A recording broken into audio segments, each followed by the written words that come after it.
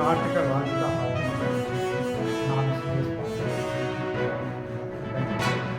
ನಾನು ಮುಂದಿನ 5 ದಿನಗಳಲ್ಲಿ ಕರ್ನಾಟಕ ರಾಜ್ಯದ ಹವಾಮಾನ ಮುನ್ಸೂಚನೆ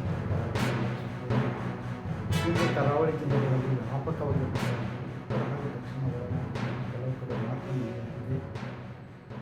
ಪ್ರಮುಖವಾಗಿ ಒಟ್ಟಿಯಾರ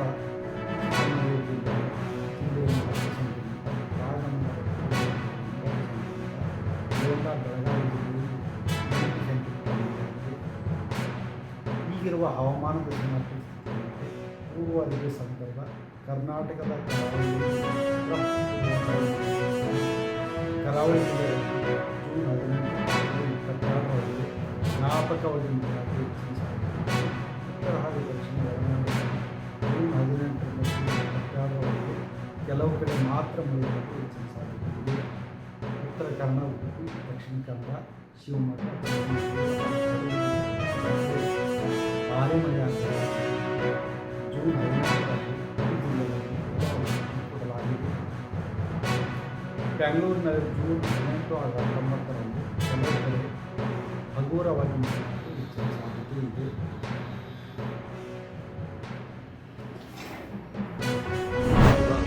ಈಗ ಶೆಡ್ಯೂಲ್ ಕಾಸ್ಟ್ ಅಲ್ಲೂ ಕೂಡ ಎಷ್ಟೋ ಕಡೆ ನಾವು ಶೆಡ್ಯೂಲ್ ಕಾಸ್ಟ್ಗೆ ಪ್ರಿಫರೆನ್ಸ್ ಕೊಟ್ಟಿದ್ದೀವಿ. ಎಲ್ಲ ಹೆಚ್ಚು ಕಮ್ಮಿ 90% ಶೆಡ್ಯೂಲ್ ಕಾಸ್ಟ್ ಅನ್ನು ಕ್ಲೋಸ್ ಆಗಿದೆ.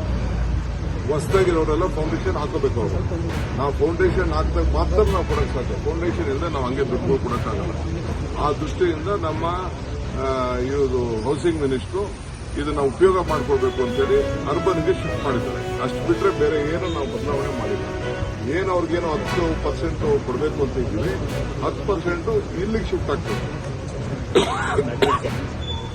ನಗರಕ್ಕೆ ಶಿಫ್ಟ್ ಆಗ್ತದೆ. ಸೊ ಅದರಿಂದ ನಾನೆಲ್ಲ ಕ್ಯಾಬಿನೆಟ್ ರೋಡ್ನ ನಾನೇ ಬಹಳ ಖುದ್ದಾಗಿ ಪರಿಶೀಲನೆ ಮಾಡಿ ನಾನು ನೋಡಿದ್ದೀನಿ. ವಿ ಆರ್ ನಾಟ್ ಚೇಂಜಿಂಗ್ ಅದನ್ನ ಅವರು